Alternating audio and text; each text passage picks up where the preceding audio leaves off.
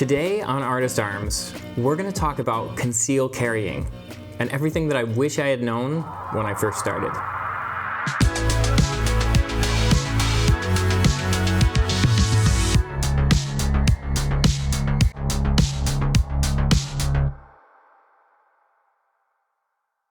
Depending on what state you live in, the laws will be different for concealed carrying. There's many states as of the filming of this episode that allow for constitutional carry, and there's many states that just don't care about the Constitution, like the state that I live in. When I first started carrying, I was told that I would end up having a whole bin of holsters before I found something that I liked. And this is pretty true. You're probably going to buy several holsters before you find something that you really enjoy, that you find is comfortable enough for your liking.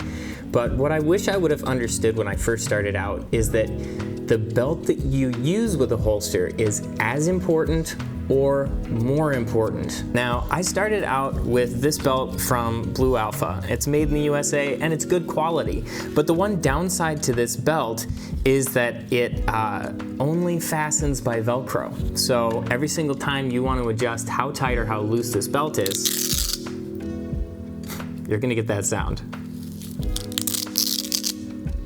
Don't get me wrong, this is a decent belt, and I wore it for several months. But recently, I upgraded to a different belt, and it really changed the game for me. So this is the Supreme Appendix by Nexbelt. And the thing that's nice about this is that it has a ratcheting system. So you see there's like the teeth on the inside there, these red teeth. And you can do little micro adjusts with the button on the bottom here to loosen or tighten on the fly. And I quickly realized after using a belt like this that was a little bit thicker and allowed me to adjust easier and more subtly as well, that all of my holsters were actually more comfortable than I had realized. It took all of the holsters that I had that were just kind of meh, kind of average, and actually turned them into good holsters. And so before you go wasting a ton of money trying to find the perfect holster, you actually need to get a really good belt. Before I jump into this next segment, legal wanted me to read a statement just to make sure that we are covered. The following segment is for entertainment purposes only. You should always consult your holster manufacturer, your doctor, your lawyer, and perhaps even your local representative before changing or altering anything about the holsters that you purchase for concealed carry. Also, you take your life in your own hands with every decision that you make in life ever, and ultimately, you're responsible for your own safety, so be an adult. There's nothing on that paper, but I had to say something. Out of the box, there was just several holsters that I found had issues with them, where maybe it was like 80% there with the design, but there was just something small about it that wasn't working. I've observed where people have altered their holsters. I've seen that if people can, rub down the edge of something just a little bit more, sometimes what you think is a deal breaker about a holster could actually be totally corrected. For instance, this Hilliker holster, when I first got it, it has these rubber washers on the insides of these screws. And they're very thick, and the problem that I was having is when I would holster my gun, now, just for all you safety people, there's no mag, we are clear. When I would holster the gun, this washer was so thick that the weapon light would get caught right here as I was drawing.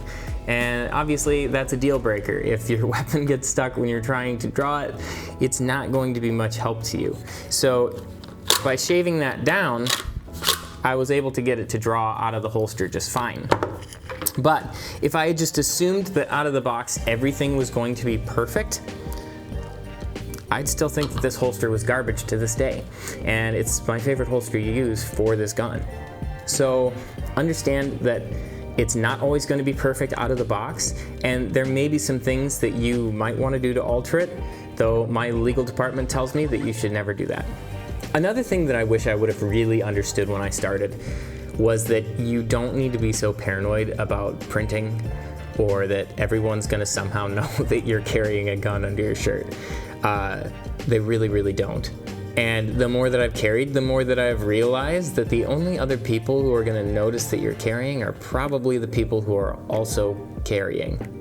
It's only obvious because you know, and your mind is constantly bringing your attention back to the fact that you do have a gun on your person. But unless it's like blatantly pushing through your shirt, people aren't going to notice. The other big thing that I did know when I started concealed carrying, but I think you can just hammer home even harder, is you really need to maintain your level of training. If you plan on having the responsibility of concealed carrying, you really need to be dry firing on a regular basis, but you also need to be shooting live rounds for training on a regular basis as well. You know, this is a serious thing to have the responsibility of carrying a handgun, and heaven forbid you ever need to use it, but if you did, you want to be as accurate and as well trained as possible. So make sure that you are getting out to the range as well as doing dry fire if you're going to conceal carry. It's just really important, and ultimately it is for your benefit.